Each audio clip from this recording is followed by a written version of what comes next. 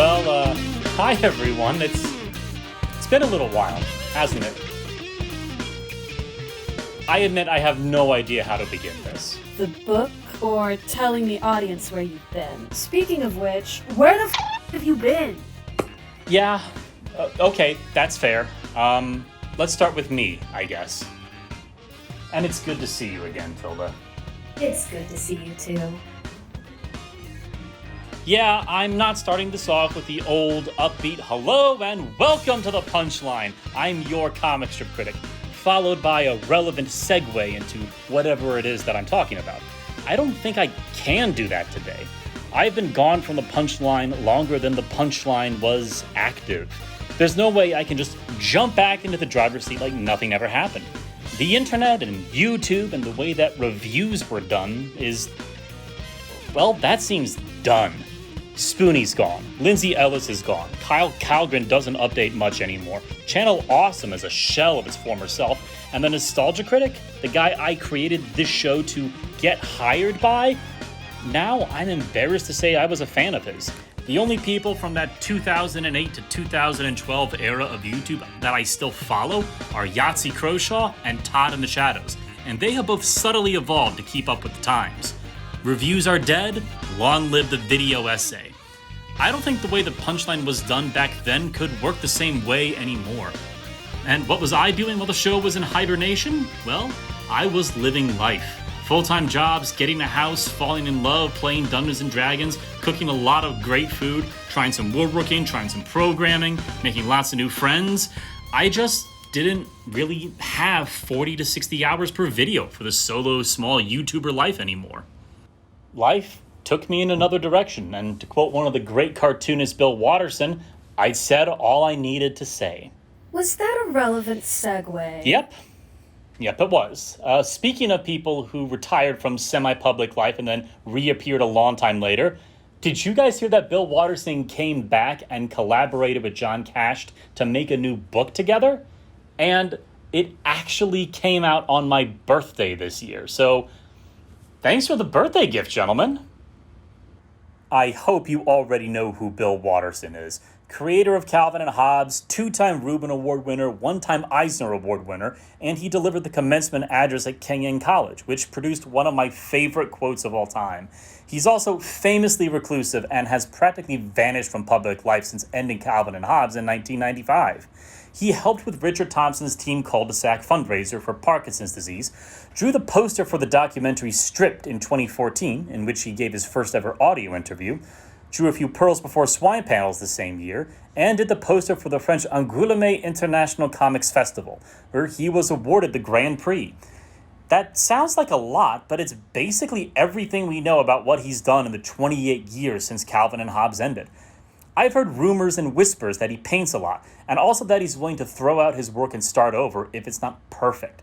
I can't verify that, but I've heard it often enough that I think it's worth mentioning.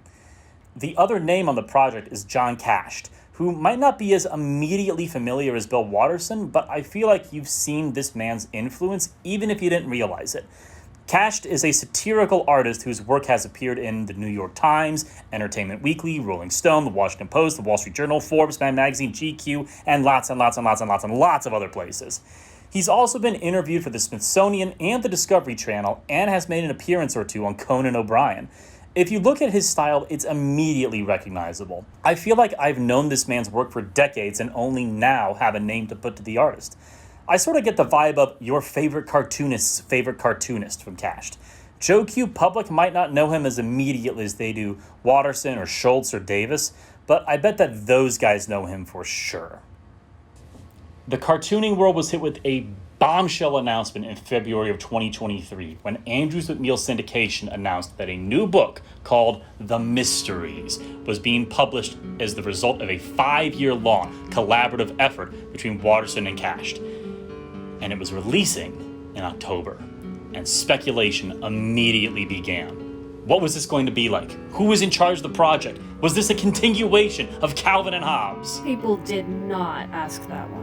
No, not really, but I did see it in one or two places mentioned. I thought it was kind of funny. Then the first preview images released, and this was unexpected. A dark adult fable? Monochrome, black and white, creepy, moody, medieval, grimdark? From the guy who drew the kid and his tiger? People were curious. A little itchy to see something new, a little worried that there was too much hype being built around something unknown, a little surprised that this wasn't a traditional comic. Me? No, I was just excited to see what would happen. And on October 10th, 2023, my 35th birthday, The Mysteries was released to the public, and I got it as a gift. Special thanks to my brother. A small little square hardcover book, 72 pages. The first thing to come out from Bill Watterson in 28 years. The last time he made something available to the public, I was 7 years old, and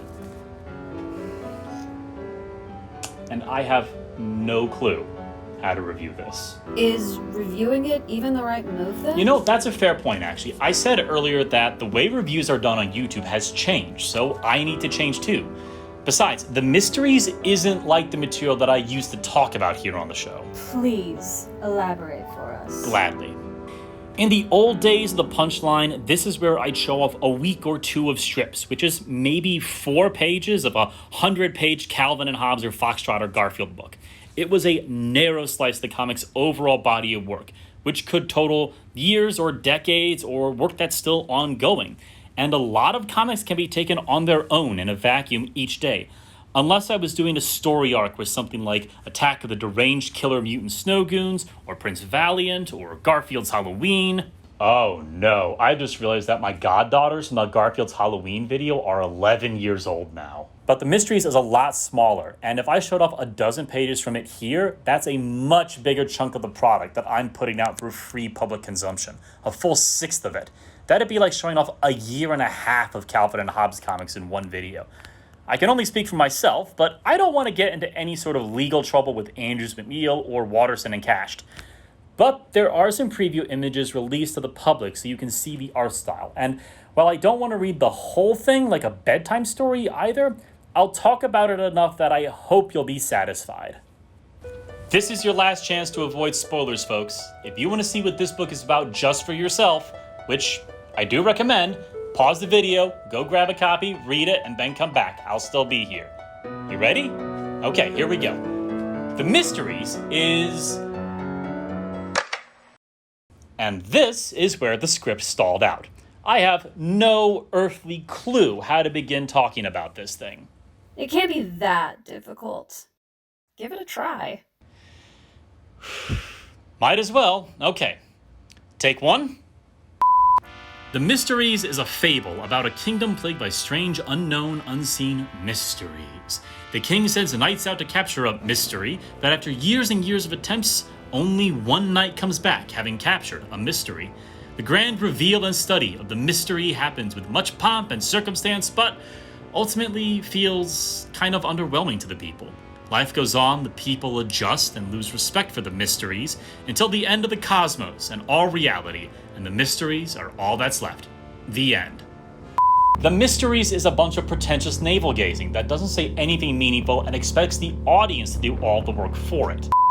The Mysteries is a beautiful and subtle Rorschach test that trusts the readers to be able to come up with their own unique interpretation. The Mysteries does with pictures what Calvin and Hobbes did with words. The Mysteries is not something to read to your kids. The Mysteries is something to read with your kids. The Mysteries is a fascinating collaborative art project. Oh, wow.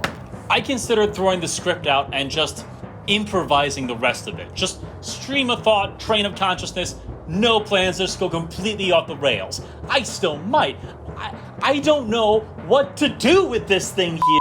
Yeah, do you see what I mean when I say I have no clue how to begin talking about this? This isn't like the normal subject of a Punchline video, where I would talk about the premise or the characters or the art style. The premise is murky and abstract. The only named or identifiable character is the king, who's only ever known as the king. And the art style is the art style. Okay, the art style. The art style is something that I can talk about. There's a real starting point, at least. Wanna grab onto that like a life preserver, my Yes. drowning friend? Yes, I do. Thank you. So the art style was what immediately clued people into the fact that we weren't getting anything close to Calvin and Hobbes in this book. Truth be told, it's almost impossible to see Watterson's old style here at all. I can see a lot of Cash style coming through in the faces quite a bit. There's an aura to the exaggerated faces that makes for an effective, uncanny valley, political cartoonist, carnival caricature sort of mood. And the fact that the backgrounds are almost never in focus for the first 2/3 of the story, basically everything before the jump forward in time when the mysteries are no longer mysterious, really does give this setting, whatever it may be, an ethereal, haunted, claustrophobic feel, which does illustrate the fear the mysteries bring to the people. Just as interesting as the style are the techniques used to bring it to life.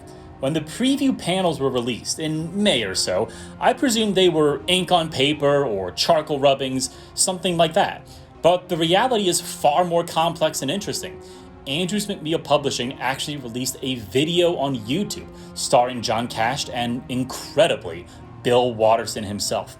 This is the second time ever that Watterson has recorded his voice for public broadcast, and the first ever time that he's appeared on video, even if we only ever see his hands. It's 15 minutes long, and I recommend you go give it a watch if you're interested. And since you're watching this video for this long, I know you are. The two of them go back and forth talking about the collaborative process they went through and the struggles in their different styles, and how they eventually found the right way to crash their contrasting approaches together. Some of the mysteries was painted, some was crafted out of cardboard, like an RPG dungeon master making terrain, and some was modeled on clay. It's a full multimedia process. Something I found notable was that Cash was insistent that characters be present, while Watterson didn't want any at all. As abstract and vague as the mysteries already is, it could have been even more so. Maybe the most illuminating quote of the entire project comes straight from Watterson himself. We were trying to make pictures that didn't show things for a story that didn't say things, which is probably the aspect of the book I like the best. Cash straight up calls it a Rorschach test, like I did even before seeing this behind the scenes video. Oh, thank heaven, I feel so much better about struggling with this a little while ago. Does this mean you're ready to talk about the themes?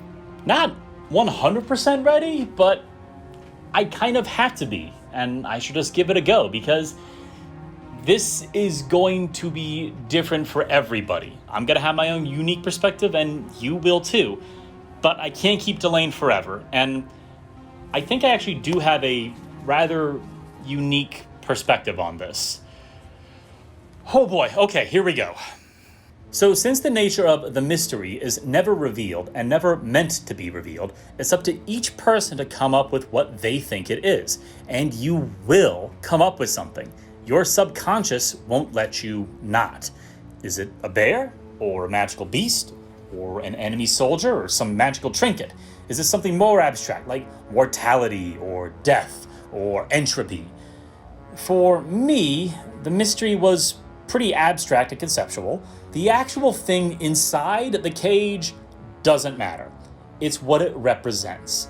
I don't know if I'm going to be expressing this clearly. For me, the mystery is meant to symbolize the expectation of reveals. Maybe just expectations in general. I'm tempted to undercut this with some comedy zinger making fun of how pretentious I'm being. Hey, that's my job, and you're doing it splendidly. But I'm not going to do that. I'm not, anyways. Maybe it's pretentious, I don't know, but I'm hoping it comes across more like honesty. Blunt, brutal honesty, and that can be really awkward sometimes.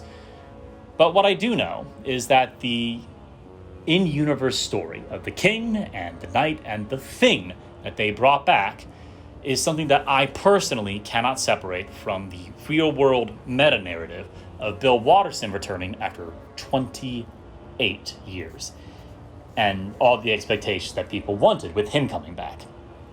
The people wondered what one of the mysteries was like and built up their expectations, and then they caught it, and they were kind of mixed on it, and life moved on. Readers wondered what a Bill Watterson comeback would look like and built up their expectations, and then it happened, and if you look at the Goodreads and Amazon reviews, people were kind of mixed on it, and life is moving on. I've gotten messages and emails over the years asking what a punchline comeback would look like, and here it is. What do you think of it? I look different. We're talking about something different. This whole script feels different. I have no idea what your reaction to this is going to be, because I'm uploading this video into a YouTube environment completely different than the one I left behind 6 years ago. I have no idea what the reaction to this is going to be, but life will move on. You just compared yourself to a 2-time Reuben Award winner and someone whose work is on display at the National Portrait Gallery. I did. It's pretentious and awkward, and it's honest. And these are the thoughts that I thought, and these are the themes I noticed. This is what I saw in that Rorschach test. I can't help but see the parallels between Watterson's height, absence, and return, and my own, much more niche, height, absence, and return. Even as I'm 7.5 pages into writing this script, I'm not sure what you, the viewer, will think about this. Will this new style resonate and find a new audience? Will it recapture the old audience? Will it flop horribly? I have no way of knowing. I'm not sure what to think about this. The book or the video? Both? Both, I guess. That's it? You can't have the overall thesis of your video be, I don't know what to think of this. You need to give people something more concrete after 6 years away. I'm sorry. I'll do something more concrete. You're right. So, is The Mysteries good? Do I recommend it? Should you get it? Should you read it? Yes. Yes, you should.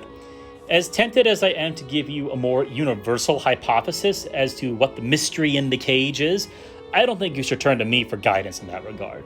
You know that old image of, is this an old hag or a young lass? If someone demanded that I tell them the answer, well, that's missing the point of that entire thought exercise. The intent of a Rorschach test is to gaze into that abstract shape, find something, and explore it deeper. Watterson and Cash trust you enough to do that exploring. The words are sparse, the artwork mysterious. I knew you'd say it eventually. Okay, that one was on me. The artwork is evocative and rich enough to convey stylized detail and mood, yet also murky and vague enough to let your imagination fill the gaps in and come up with your own interpretation. And I promise you, you can do that because anybody can, including children. Do you remember those goddaughters of mine from the Garfield's Halloween video? The ones who are 11 years old now? They have a 6-year-old brother now too. And I managed to sit the 3 of them down long enough to have them all read the mysteries together and ask them a couple of questions. I'm not going to show that video. I want to keep them anonymous on the internet. But here's some of their thoughts. According to them, the mysteries were, quote, a bunch of karmas and the ones who captured the stuff and a dementor, but a different kind of dementor, unquote. I don't know what a karma physically looks like, but I'm getting an idea for a homebrew monster encounter for my next Dungeons & Dragons game. Quote, wait, it says John wrote this on the cover. Did you write this? Unquote. That's adorable. Yeah, I love my god kids, but sorry, my last name is not cached. Quote, they didn't use any color because they wanted to make this look haunting and scary and like an enchantment, and they wanted to make this a Halloween book, unquote. I gotta hand it to them. I didn't even put the possible Halloween connection together. I'd be surprised if that was the intent, but it's still a neat thing to wonder about. The overall mood is certainly eerie and melancholy enough. Quote, anyone who wants to read this to their kids should get this. It's also for adults. They can read this. We just read this with our brother. He didn't get scared reading this, and he's only 6, so it's good for kids, unquote. I admit that I wasn't expecting the mysteries to be made for adults approved by kids, but that's still pretty cool. I wasn't expecting deep analytical readings from 11-year-old girls and a 6-year-old boy, especially when I asked them those questions in the middle of a Nintendo Switch session. But I was happy to see them read it. So, yeah. Maybe one of them will grow up to become the comic strip critic junior someday in another 10 or 15 years. Who knows? What about you? Are you back for good? Can we expect any sort of regular schedule? Well, yes, no, maybe on the cage sometime. I don't know. I came back because something interesting happened, and I had thoughts about it, and I wanted to talk about it. The old standard of pick a comic, talk about it, move on to the next one, rinse and repeat every week or month, can't really be the way it's done anymore. When something interesting occurs in the world of comics and cartooning and maybe animation, then I'll talk about it. Whether that's something new that's exciting, or I find something old that's noteworthy, who knows? But put me on the same schedule as Frederick Knudsen or King K or Super Eye Patch Wolf, I guess. Now you're comparing yourself to the incredible Super Eye Patch Wolf? At least the levels of pretense are comparable this time? Tilda, I didn't know you were a fan of his. What can I say? I know what I like. And it's ridiculously sincere saps. Wait, hold on a moment. Anyways, do you want to take a guess at what Bill Watterson wanted the mystery to be? Oh, good Lord, no. I think if I extended my parasocial relationship with him out that far, that would be the most pretentious thing I could do. The man said it himself. We were trying to make pictures that didn't show anything for a story that didn't say anything, which is probably the aspect of the book he liked the best. But the mysteries is dark, abstract, unsettling, uncanny, and something that stuck with me. It made me think, it made me feel, it spoke to me, it made me want to get back in this chair again. It made me want to say something, it made me want to do something. And isn't that what art should do? I'm your comic strip critic, and it's good to see you all again.